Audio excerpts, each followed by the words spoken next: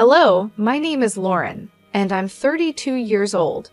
I was married to my husband Ryan for 3 years before something unexpected happened that turned our lives upside down. It all began with the arrival of my younger sister, Julie. She's 3 years younger than me, and during our childhood, she was nothing short of a bully.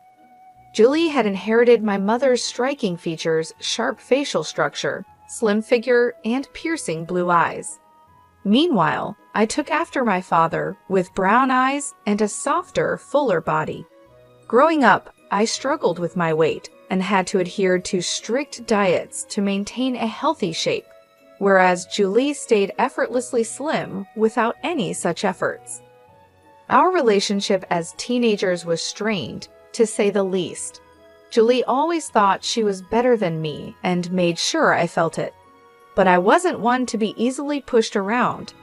Our arguments often escalated into intense fights, far beyond typical sibling rivalry, and our parents frequently had to step in. When I left home for university, I felt a huge sense of relief.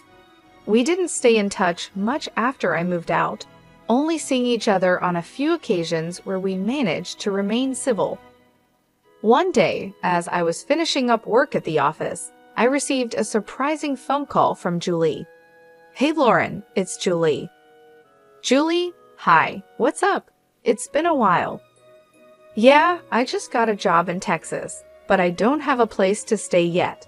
I'm new to the city, and it's my first time outside Maryland. Can I crash at your place for a few days until I find somewhere?" I hesitated, but then found myself agreeing. Okay. "Great, see you soon. Bye." I had moved to Texas after university for work and had settled down there. Even now, I'm not entirely sure why I said yes to her request. Julie was still single at the time according to her mother. She hadn't found the right man yet, so she chose to stay single. When I got home, I told Ryan about the situation, and his reaction was pretty laid back. "As long as she doesn't cause any trouble for me, it's fine. We can set up the guest room for her," he said.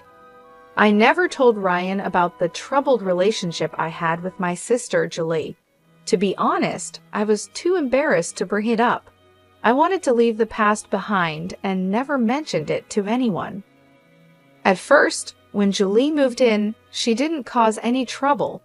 She mostly stayed in her room and kept to herself. But over time, I started to notice that she was getting closer to Ryan. It had been almost 3 weeks since she came to stay with us, even though she initially asked for just a week. I knew how hard it could be to find a place in the heart of the city, so I couldn't just ask her to leave. One day, I came home and found Ryan and Julie sitting comfortably on the sofa, chatting and snacking together. It caught me off guard because it was the first time I'd seen them spending time together like that. Ryan usually came home late from work, so it was surprising to see him there early. "What's going on, guys?" I asked. "Hey, Lauren, Julie and I were just talking about our college days. Your sister is really fun," Ryan said with a grin. I smiled and nodded, trying to hide my unease. I was actually thinking maybe Julie should stay with us instead of finding another place, Ryan suggested. "We have a spare room anyway, but she's worried you might not like the idea." "If you're okay with it, then so am I replied. "She's my sister, after all." "But Ryan, how come you're home so early?" "I wasn't feeling well, so I took a half day and came home this afternoon. Julie was really sweet and made some hot soup for me. I'm feeling much better now," Ryan explained. "That's nice. Thanks for taking care of him, Julie," I said, trying to sound genuine. "Of course. Besides, Ryan is really fun to be around. You're lucky to have found such a charming man with money," Julie teased. "Excuse me," I said, feeling a bit taken aback. "I was just joking, Lauren. Relax. You still don't get my jokes, do you?" Julie laughed. "Oh, you got her, Julie. Look at her face," Ryan chimed in, both of them laughing like school kids. I forced a smile and excused myself, heading to my room. Deep down, I wasn't sure if letting Julie stay with us was a good idea.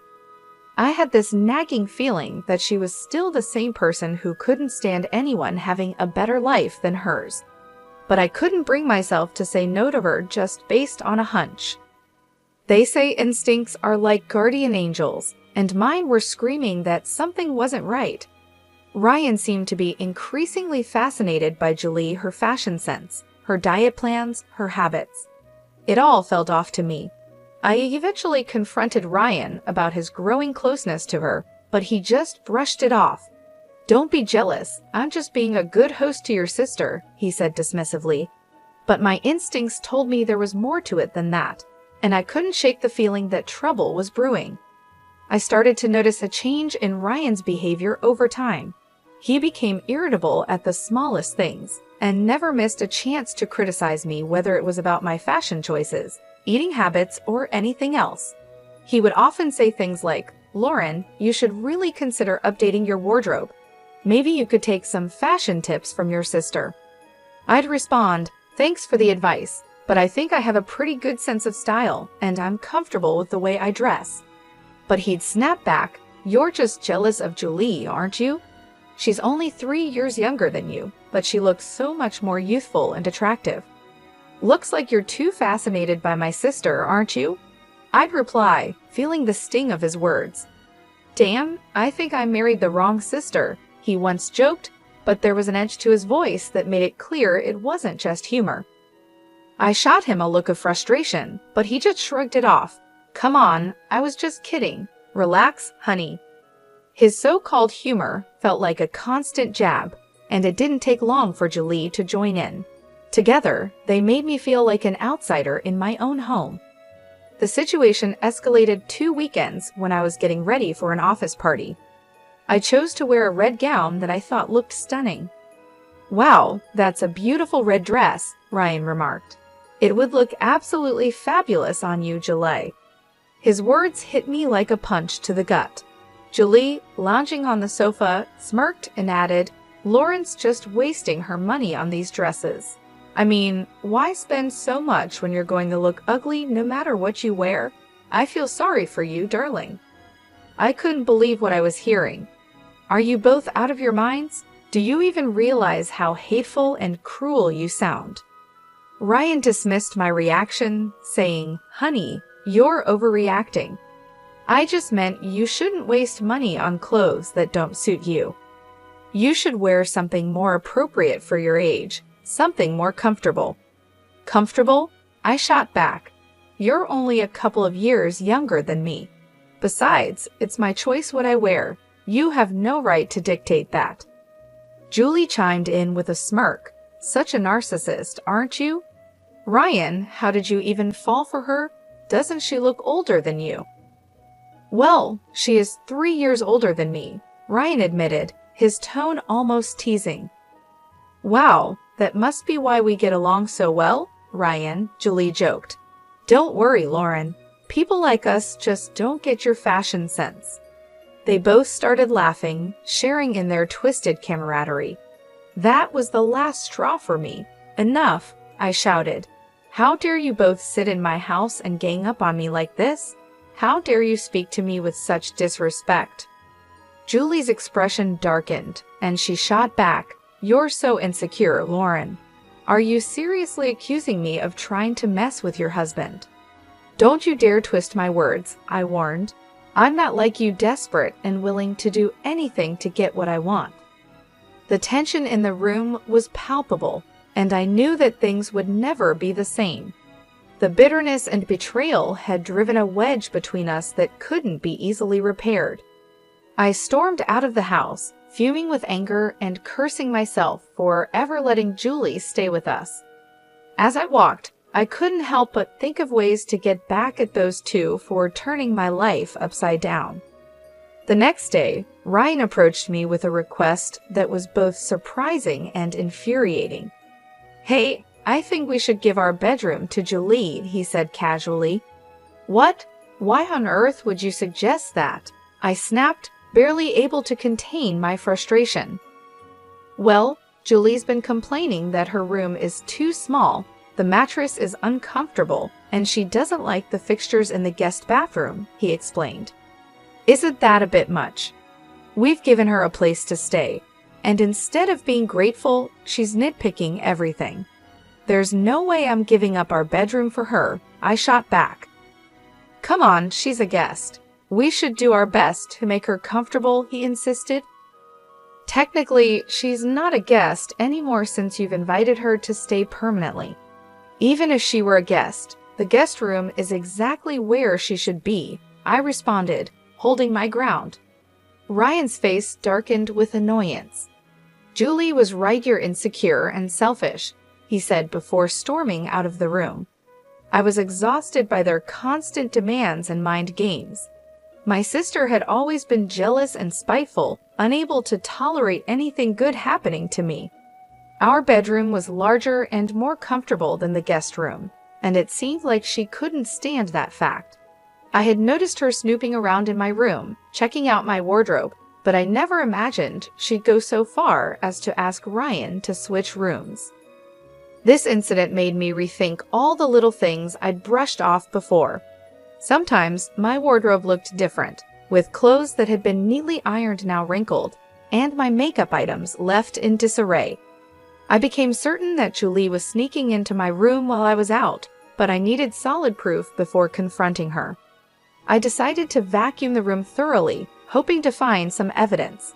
Halfway through, I discovered something that confirmed my suspicions: Julie's ring, lying beneath the bed. That small discovery set off a whirlwind of thoughts in my mind. Why was she sneaking into my room? Was she stealing from me? Or was there something more sinister going on?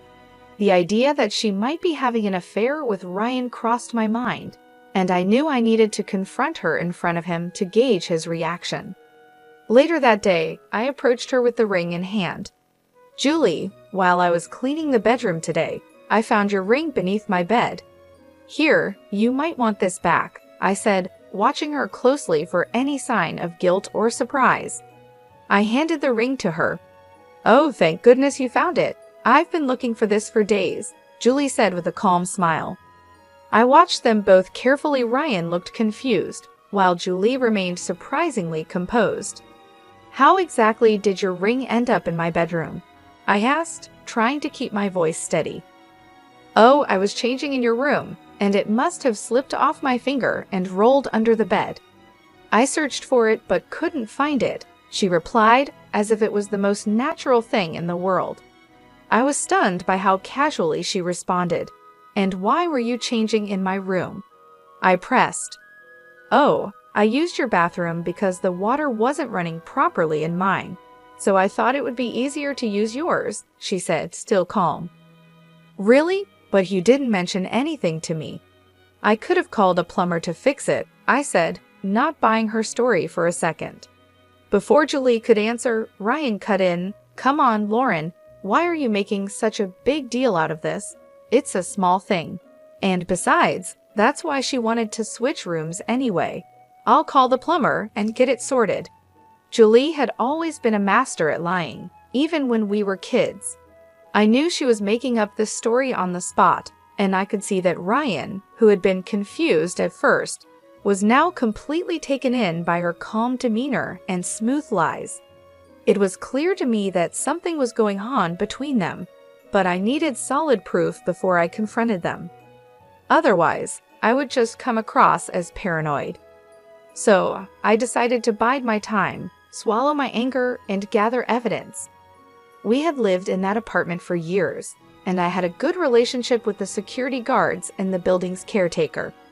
The next day, I casually struck up a conversation with the guards, trying to gather information about Ryan's comings and goings. To my surprise, one of the guards told me that Ryan came home every afternoon and then left again before evening. That piece of information was the missing link I needed. I was shocked he was taking breaks from work to come home and spend time with Julie, only to return to the office as if nothing had happened. It was infuriating, but I didn't let my anger show. Instead, I began to plan my revenge on both of them. Sleeping in that bed, knowing what had been happening behind my back, made my skin crawl. but the thought of exposing my sister and my deceitful husband kept me going. I knew I had to be smart about it. I devised a plan to finally confront them. I called my parents-in-law and invited them over for lunch, telling them that Ryan had been promoted and I was throwing a surprise party to celebrate. I'd offered to pick them up the next day in the afternoon, so we could all arrive at the house together. Little did they know, this was all part of my plan to reveal the truth and take back control of my life. I considered calling my parents to witness the shocking scene that was about to unfold, but I hesitated. I was worried my mother might accidentally tip Julie off, so I decided to keep them out of the loop. The next afternoon, I called the security guard of our building. "Hi, this is Lauren from apartment 255. I can't seem to reach my husband, Ryan. Did you see him come home this afternoon?" "Yes, he just arrived a little while ago. Do you want me to pass a message to him?" the guard replied. "No, that's okay. I'll try calling him on the landline." "Thank you," I said before hanging up. I quickly drove over to my parents-in-law's house to pick them up. "Hey, come on in," I greeted them with forced enthusiasm. "Lauren, why did you plan a surprise on a weekday?" Teresa, my mother-in-law, asked curiously. "Well, Ryan called in sick today because he wasn't feeling well, so I thought a surprise party might cheer him up. He'd love to have you both here to celebrate with him," I explained, trying to keep my voice steady. "Oh, I'm so happy for him," Teresa replied, smiling. I hurried them into the car and drove back to our apartment as quickly as I could. When we arrived, instead of ringing the doorbell, I used my keys to unlock the front door. I turned on my phone's camera and told my in-laws that I wanted to capture Ryan's reaction to the surprise.